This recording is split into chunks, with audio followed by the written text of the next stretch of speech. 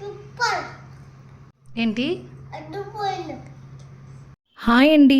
పిల్లలు ఎంతగానో ఇష్టంగా తినే ఈ స్వీట్ కార్న్ పకోడీని సింపుల్గా అండ్ టేస్టీగా ఎలా చేయాలో చూసేద్దాం రండి. ముందుగా 2 స్వీట్ కార్న్ పొత్తులు తీసుకుని ఇప్పుడు నేను చూపిస్తున్న విధంగా కట్ చేసుకుని పక్కన పెట్టుకోవాలి.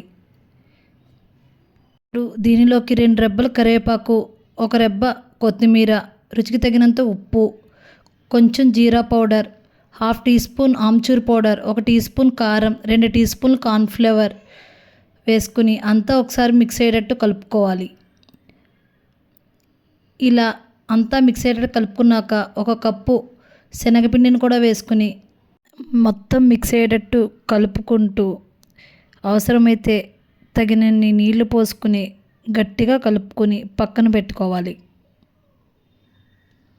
ఇప్పుడు స్టవ్ మీద ఒక కడాయిని పెట్టుకుని డీప్ ఫ్రై తగినంత నూనె పోసుకుని వేడెక్కిన తర్వాత ఈ పిండిని చిన్న చిన్న పకోడీల్లాగా వేసుకుని మీడియం ఫ్లేమ్లో నిదానంగా గోల్డెన్ కలర్ వచ్చే వరకు ఫ్రై చేసుకుంటే ఎంతో టేస్టీ అయిన స్వీట్ కార్న్ పకోడీ రెడీ.